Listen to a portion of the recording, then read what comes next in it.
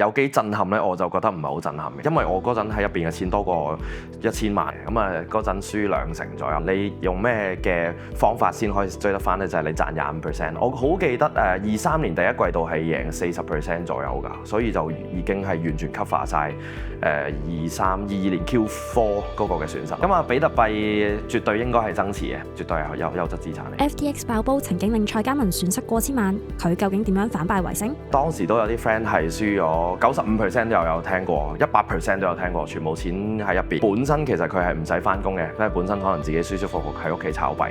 咁啊爆完之後咧，唯有可以做嘅就係揾工啦。你話有啲咩嘅教訓或者有啲咩嘅得着啊，或者叫做 lesson learn 咧，就係分散啊。談你覺得好老土，因為你係第一日學投資開始已經聽人成日要講咩分散，唔好將雞蛋放同一個籃。咁啊細個聽到大㗎啦，成日都覺得係好老土呢句嘢。但係去到越做越多啊！呢個行業喺呢個行業入邊越做越耐咧，發現分散真係最重要嘅。咁我覺得當時係已經做得唔錯，當時已經將錢係分做3-4個交易所啦。所以點解佢爆完之後都淨係輸2成？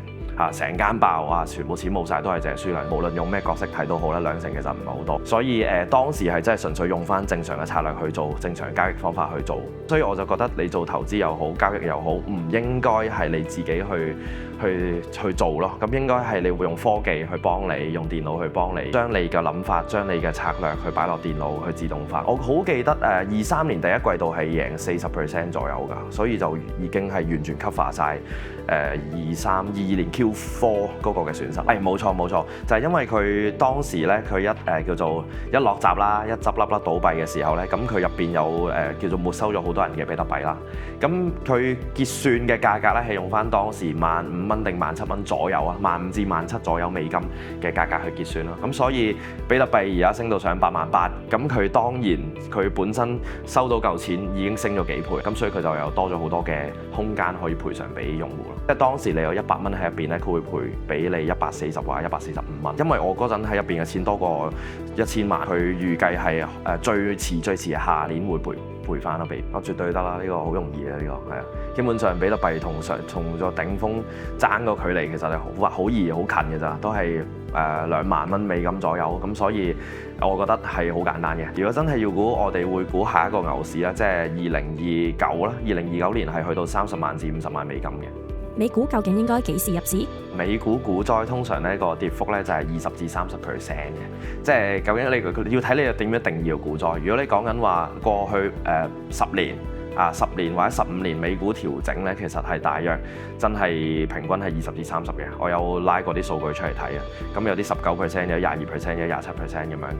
咁所以我會俾個定義就係20至30就已經係跌夠。你話而家有應該係咪股災咗咧？我覺得已經行咗一半㗎啦。即係你話1成幾check 個數據跌咗1成幾，其實已經行咗一半。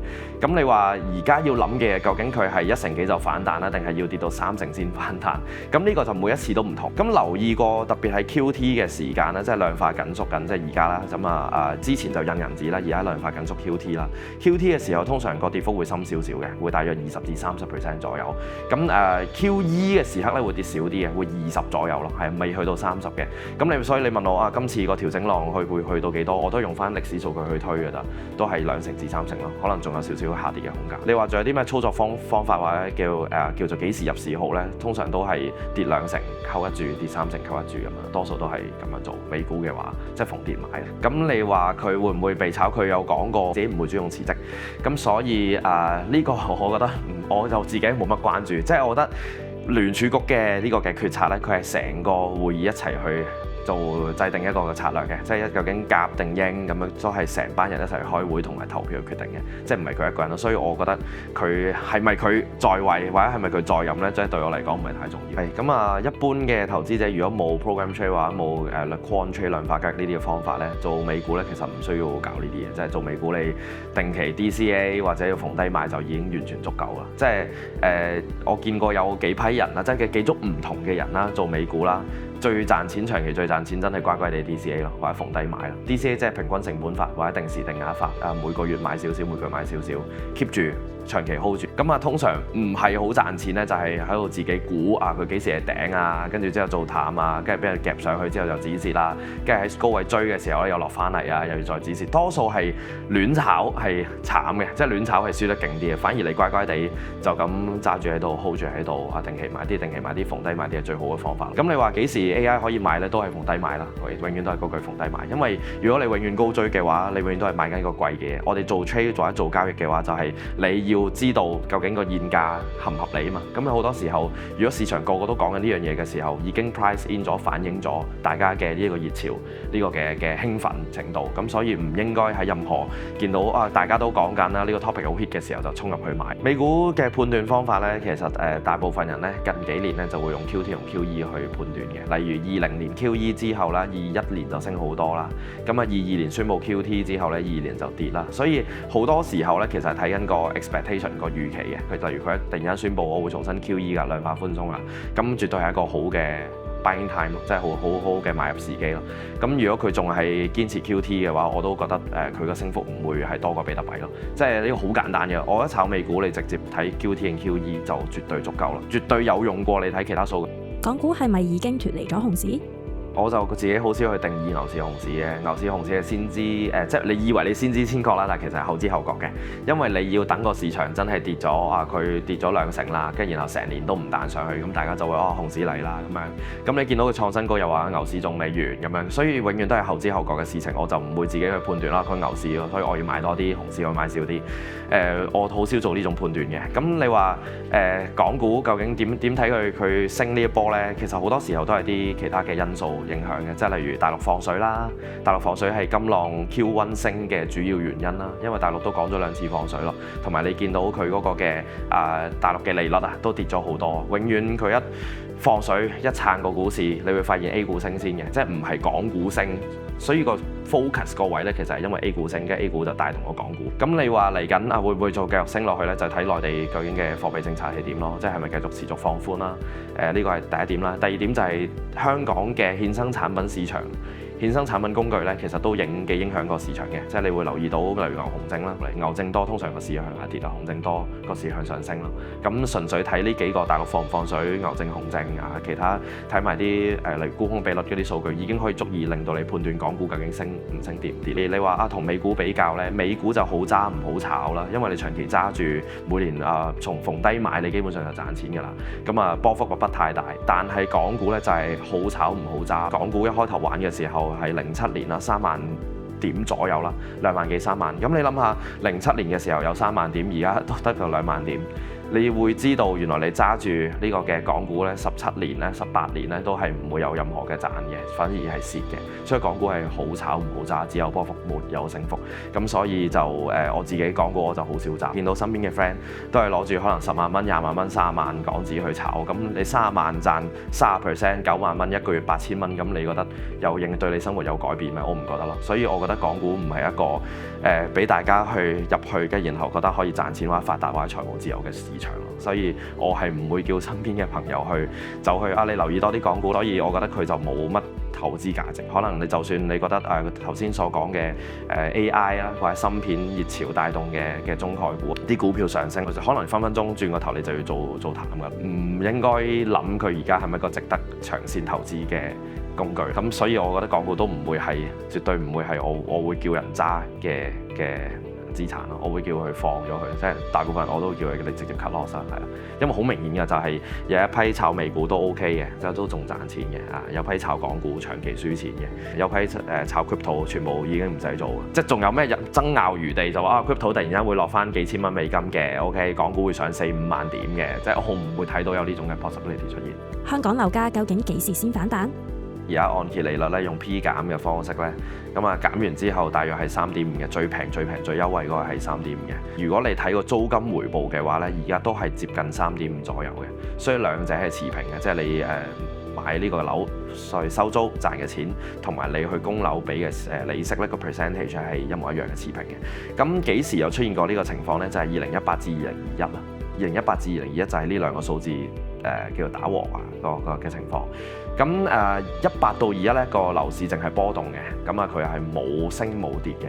所以如果你睇住呢個數據嘅話咧，樓價係開始會沉底咯，開始會見底。咁你話幾時會開始會睇好個樓咧？要真係個租金回報係高過按揭利率差唔多1%、0.5%至1%，開始咁樓價就會彈啦，就會向上升翻上去。咁幾時租金回報會超過按揭利率1%？咁你即係要個按揭利率係要由3.5變2.5啦，咁即係要減1厘息左右啦。咁減1厘息咧，香港通常唔會減先，一定係美國減先嘅。咁美國要減1厘。如果你睇個點陣圖嘅話，減1厘咧應該都要1年左右。香港通常會慢半拍嘅，香港利息係會慢大約6個月左右啦。咁所以應該要26年嘅年尾或下半年啦，個嘅按揭率就有機會低過租金回報1%左右啦。咁到時就應該會見底反彈嘅，係啦。所以下年有機會係反彈啲咯。對於想買樓嘅，當你見到個租金回報高過按揭利率1%，你咪可以買咯。但係我自己就唔會咯，自己都係唔會買。而家先止蝕唔會而家先止蝕嘅喎，即係而家已經跌到30%。同埋Giffen頭先我個分析就係話佢下年係有機會見到底啊嘛，咁冇理由而家先止蝕，所有嘅買賣成本都再蝕多一筆。如果蝕咗都冇計喎，你要諗點解當初你會輸錢？你做咗一個投資決策輸咗錢嘅時候，你要諗嘅就係點解你會做咗呢個判斷咯？當初你以後點解唔好再做錯呢個嘅決定咯？唔好再做錯呢個判斷咯。即係例如我又係21年、20年又係叫身邊啲朋友唔好買樓啦，跌硬㗎咁樣，佢哋都係會買。咁然後而家錯咗，咁佢要諗嘅就係點解當時佢哋會覺得升呢 ？OK， 點解當時佢冇睇租金回報同按揭利率呢？點解佢唔用歷史數據去望下點樣判斷樓價係最準確呢？佢哋要重新思考呢樣嘢咯。咁好多時候佢哋當時買嘅原因就話香港樓價升咗咁多年唔會跌㗎啦 ，OK， 年年都升，點會你見過佢跌咩？咁全部都係錯誤 concept。第一，咩叫做冇跌？過去5年冇跌，所以就唔會跌。咩叫過去10年唔跌就唔會跌啦？即係你要諗呢樣嘢咯，唔關事㗎嘛。第二樣嘢就係冇見過香港樓價跌，係因為佢嗰陣未出世啫。97年到03年係樓價跌咗70% 㗎嘛，咁係佢冇攞歷史數據去睇咯，即係佢嘅以為自己知道晒所有嘢，但係其實有好多unknown，頭先所講嘅unknown咯，就係唔知自己唔知啲咩。房地產嘅話，外國有投嘅，外國有投資房地產嘅，咁但係香港就冇啦，香港冇投資房地產。咁而家係租樓係啦，因為租係遠遠地平過呢個嘅買嘅。咁你話我會唔會考慮買樓呢？暫時都係唔會咯。基於2個原因啦，第一個原因就係下年先至反彈啦，咁冇理由今年買啦。咁第二個原因就係佢嗰個嘅機會成本太大啦，因為我要攞夠錢然後去買樓。咁你買完樓之後，你會少咗呢嚿錢嗰個嘅投資回報嘅，因為呢個就係俗稱嘅機會成本啊嘛。即係你本身呢嚿錢可以去買比特幣，本身呢嚿錢你可以去買美股，但係你走去買咗個樓。如果你樓嘅升幅少過比特幣，其實你已經做錯決策，所以我自己都係唔會買，我仍然係會繼續租。加密幣、港股、美股同港樓邊樣最值得入波？第一個首選絕對係加密貨幣特別係比特幣。第二個排序嘅會係美股啦。美股我覺得跌超過2成嘅時候係一個 good time to buy 啦。2成3成通常個反彈幅度、反彈位喺嗰個位啦。咁同埋美股長期你會見到都係 good 嘅，同埋特別係有機會今年會重啟 QE 啦，或者就算唔重啟 QE 都可能會暫停 QT 啦。咁暫停 QT 重啟 QE 係對美股都係健康嘅，但係用翻長遠美股個回報大約係7至9%左右。即係如果你 adjust 埋個 inflation 嘅話，咁第三個港股啦，係啦，即係因為港樓我會排第4嘅，所以就冇計港股排第3。港樓要去到下年先會睇好，即係你會見到租金回報要高過按揭率咯，先睇好。程式交易點樣可以幫到散戶脫離苦海？點解當初會選擇用 program trade 去做交易呢？就係因為我覺得做投資大家都係想要財務自由或者被動收入啦。咁但係好多時候啲人炒下呢，就會變咗全日都坐喺個 mon 前面，或者秒秒食飯都要望住個電話，甚至乎唔去廁所都要落盤咁樣。咁我覺得你做咗呢樣嘢嘅時候，你已經違背咗你嘅初衷。咁所以我就覺得你做投資又好，交易又好，唔應該係你自己去咯，咁應該係你會用科技去幫你，用電腦去幫你，咁將你嘅諗法、將你嘅策略去擺落電腦去自動化。咁就算平時你講嘅你睇咩指標、睇咩數據、睇咩新聞點樣做分析睇幾多隻股票都好，全部都可以交俾電腦去做咯。咁應該要善用科技，特別喺呢個 AI 浪潮啦，即係大家應該要學識做 coding 啦，或者學識寫程式啦。佢係可以幫你 free 你個 time 出嚟啦，即係你其實人應該係做翻你人生應該做嘅嘢。嘢去享受你生活啦。想睇更多精彩內容，記得訂閱我哋 Business Focus YouTube Channel， 撳埋個鐘仔，仲有 download 個 app， 咁就唔會錯過最新嘅財金經濟資訊。如果想傾廣告合作，可以用呢個電郵聯絡我哋。